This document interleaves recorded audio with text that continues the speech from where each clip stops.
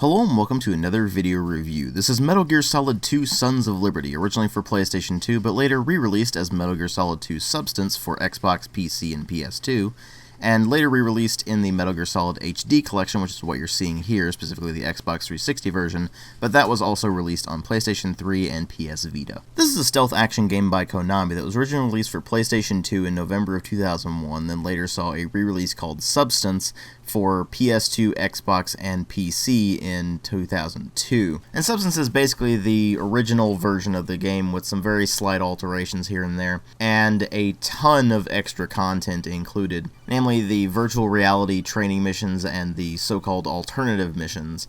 And on the PS2 version, it even included a skateboarding minigame, which is kind of out there. But the version that is included in the HD re-release collection that was released in November of 2011 for PS3 and Xbox 360 and later on for Vita, is basically Substance without the skateboarding minigame. So that's what you're seeing in this video, the Xbox 360 version of the HD re-release. But regardless of which version you're taking a look at, this is one of the highest rated video games you will ever see. And in particular, it earned a huge amount of praise for the, shall we say, artistic license that Hideo Kojima took for this thing, which is, of course, a double-edged sword, and I'll get to that more when I get to the story and the gameplay, but suffice to say, this thing is really pretty unique as far as video games go. And it's actually kind of funny to think about how highly this game is held these days, considering how few people really got on board with it back in the day. I don't remember a single person I know who was into the Metal Gear series at that time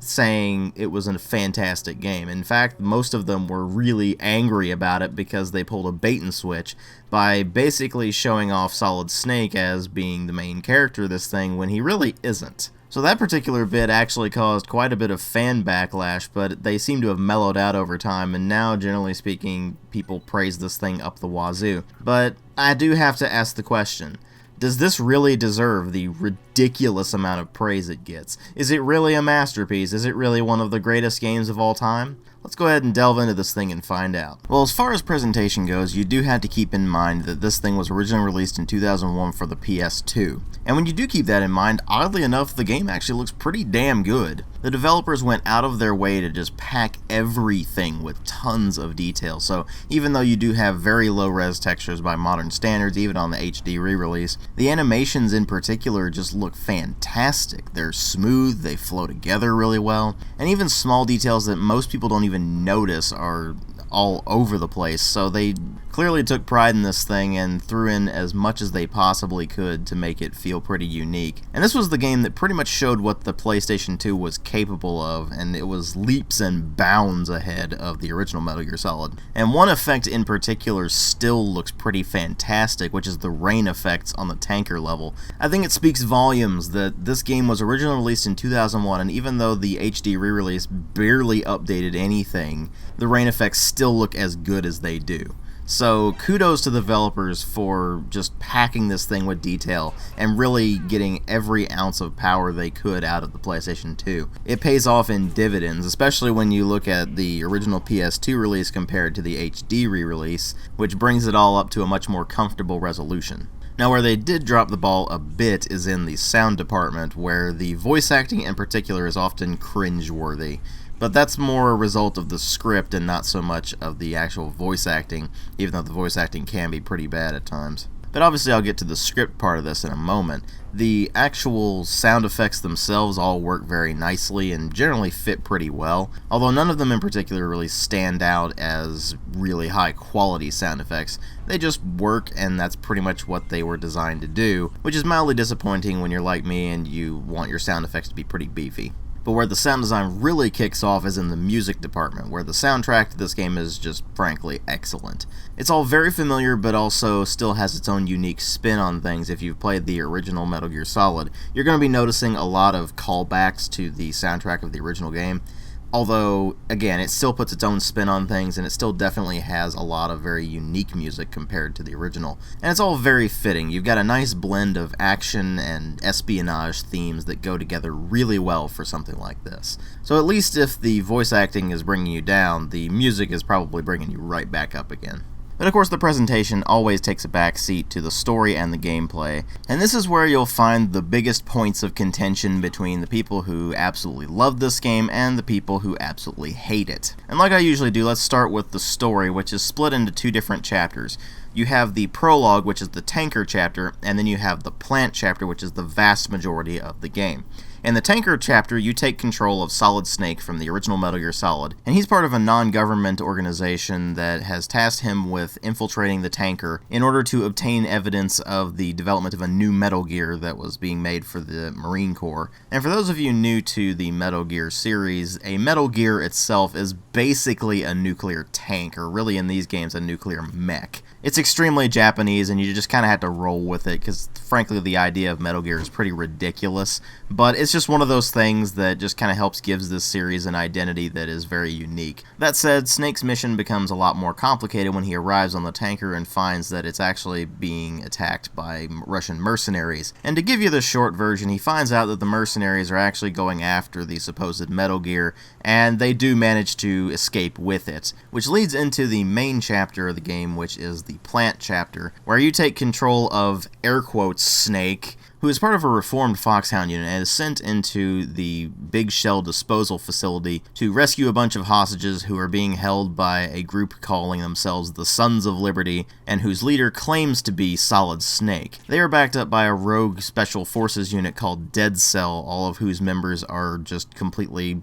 ridiculous, frankly. And this is where the story starts to both get kind of interesting and completely collapse in on itself at the same time. You see, the plot itself is a completely jumbled mess that makes absolutely no sense whatsoever. And that wouldn't necessarily be so much of a problem if the game didn't take itself so ridiculously seriously. While there are plenty of moments throughout the game where it doesn't really take itself all that seriously, and in fact it's actually pretty funny, the main plot itself is so convoluted and so self-absorbed that you get the feeling that the writer of the game had basically no idea what he was doing at times, and still didn't care because he was convinced of his own magnificence. It's not just that the plot is completely convoluted and makes no sense whatsoever, it's that the game fails completely and utterly to get you attached to anything that's going on. And the prime example of that is the actual main character of the game, who starts off the plant chapter under the codename Snake, and then is given his new codename, which is Raiden. It's actually legitimately difficult to put into words just how incredibly insufferable this character is. Every single time he opens his mouth, you want to punch him in the face because either he says something incredibly stupid,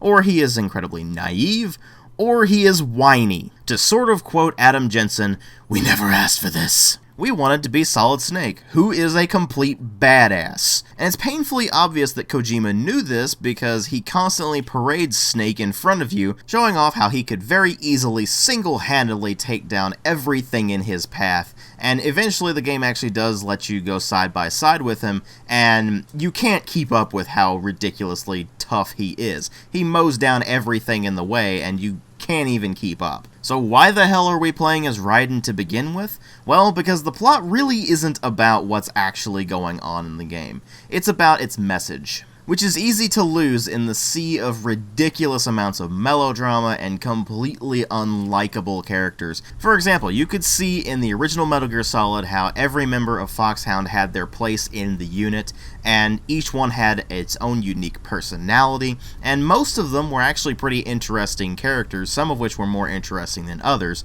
but they were still mostly pretty interesting. And more importantly, they were realistic enough that you could suspend your disbelief of the ridiculous things that were happening in that game. In MGS2, on the other hand, the direct corollary with Foxhound, which is Dead Cell, is comprised of a demolitions guy who rollerblades everywhere, Vamp, who is basically an immortal vampire and is completely obnoxious, and Fortune, who drives me absolutely insane every single time she opens her mouth with her ridiculous mopery. They are all irritating as hell. And the same thing goes for other characters, like for example Rose, who you have to call in to save your game. She's Raiden's love interest, and of course because Hideo Kojima is a film nerd and he obviously saw Titanic, he had to throw in a reference by making Raiden's real name Jack, and so you have Jack and Rose. And much like in the movie Titanic, that relationship is incredibly irritating. But as irritating as all that can be, again, the game's really not so much about the actual plot as it is about the message. Because you start finding out as you continue through the game that everything's not as it seems. In fact, there's a lot of really weird stuff going on. Like the Colonel acting blatantly out of character, or saying things that don't make any sense, or just ignoring things that obviously happened to Raiden. And were it not for Metal Gear Solid 4 completely screwing things up, there's actually a pretty compelling argument that is really better explained by Matthew Matosis, so I'll link his video in this particular thing by annotation. But the idea is basically that Raiden is actually undergoing a training program to basically train him up to be the next Solid Snake. And this is where the main theme of the plot comes in. It's really more about passing things on to the next generation than it is about this completely and utterly ridiculous plot involving Metal Gear Ray and eventually even more absurd things than that. But therein lies the problem with the plot. You have to get through a ridiculous amount of garbage in order to get to the stuff that's actually kind of interesting about the actual writing in Metal Gear Solid 2. And the problem with trying to do that is that more likely than not, you're going to lose interest within the first hour or two. I know that by the time I got to the first boss fight on the plant chapter, I was completely played out. I didn't want to continue anymore. I still did, but by that point I had completely lost interest in the plot, and I never gained it back. But the thing is, the writing isn't what ultimately killed this thing for me, even though it's mostly pretty insufferable for me. What really killed it is the gameplay, which is actually the biggest problem I have with the original Metal Gear Solid as well, and a lot of that actually carries over into this, except for one really big thing. The original Metal Gear Solid, I can cut some slack, because they were basically trying to transplant the gameplay from the original Metal Gear and Metal Gear 2 into a 3D game. Metal Gear Solid 2 doesn't have an excuse. It sticks to the style of play that Metal Gear Solid 1 established, which means that you're controlling this from a sort of top-down perspective, although it's really closer to isometric, I guess. The point being that all the camera angles are predetermined and you can't do anything to change them. And if those camera angles were actually any good, that wouldn't necessarily be a problem. The thing is, more often than not, you can't see what you're doing. The camera is always in a position where it's basically impossible to spot anything before it spots you, and so you have to rely on the radar in the top right-hand corner of the screen in order to have any vague clue of where anything is. And even if there aren't any enemies in that particular area, it's still a pain in the ass to navigate simply because the camera angles will constantly get in your way. But obviously it was the issue of not being able to see where I'm going that was ultimately the problem. I would constantly waltz around a corner and, oh look, there's an enemy that I didn't spot, and he's across the map where my radar can't pick him up. Great, thanks game, that's so helpful. Luckily, the enemy AI is pretty much dumber than a sack of hammers. I mean, they're slightly smarter than they were in the original Metal Gear Solid, but you have to remember that was the game where you could actually manage to get a guard to go following his own footprints, which was absolutely hilarious. The way they tried to make the AI better in this is to have them actually work as a team as opposed to just be individual, and they'll call in reinforcements if they spot you instead of just trying to take you on themselves, which certainly makes a lot of sense, but it also gets pretty irritating when you're trying desperately to fight the controls in order to take the guy down before he manages to call in reinforcements, and the game's probably not going to have any of that. So you're either going to be stuck in a situation where you have to blast your way out of it, or you're going to need to try to sneak out of it. And neither of these options work very well. Combat in this game is incredibly dull. You have the same basic gunplay from the original Metal Gear Solid, but they introduced a first-person aiming mechanic that allows you to target things other than simply the general location of where that enemy is. So you can now go for headshots, and that's a very good thing because it allows you to take down the enemies a lot quicker. At the same time, it's a pain in the ass to try to do it because you have to hold down a button to go into first-person mode, and then you have to hold down the weapon button to actually be able to whip out your weapon and try to use it in first person. It's just an incredibly clunky system, and that goes for most of the controls, honestly.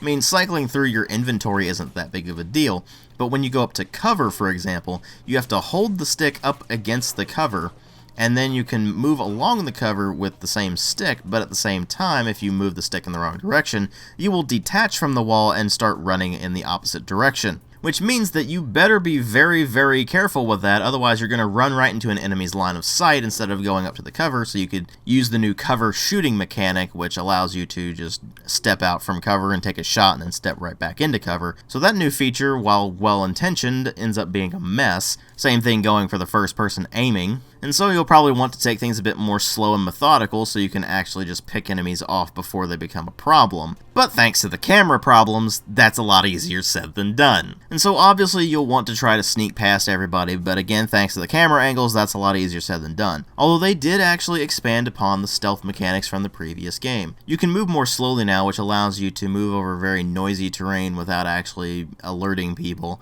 And the environment itself does play more of a role in actual stealth this time around, but despite them actually implementing more environmental cues into how the enemies can spot you and such, they still rely almost entirely on line of sight, and it's very easy to avoid that as long as you know where that enemy is and you can see them on the radar. At least it would be easy if the camera angles and the control problems weren't always getting in your way. I mean, this game is just awkward to control no matter how you slice it. It takes a long time to even get remotely used to the controls, and even then they never really feel right. I mean, to give you an idea, on the Xbox 360 version, the right shoulder button is the first person button. You have to hold this down to stay in the first person camera. While you are in first person, you can't move. You can only move the camera around. You can click the left stick in order to bring up your weapon or bring it back down again, or you can just hold the X button to whip that weapon out and prepare it to fire. If you release the X button, you fire the weapon. Like I said, it's just awkward and clumsy. And even when you do get used to the controls, the game's still a pain in the ass to play. And it really doesn't help that fighting the normal enemies is very tedious, and when you're going up against the bosses, they're either irritatingly poorly designed, like the Vamps fight where it relies on precision and speed in a console game, because he moves pretty fast and you have to shoot him while he's moving. You can imagine about how well that works out. Or the fights are just really tedious, like the ones with Olga or Fat Man, for example. Boss fights are supposed to be interesting and out there, and when you go to Metal Gear Solid 2, you don't get any of the really cool, interesting stuff that they had in the original Metal Gear Solid. I mean, Psycho Mantis' fight in the original Metal Gear Solid was really cool because they did something very different. And then you get to the boss fights in this, and they're just kinda uninspired and really not that fun to do. So the gameplay just ends up being a complete mess. And that's ultimately what made me come to the conclusion I have on this, but I'll get to that in a moment.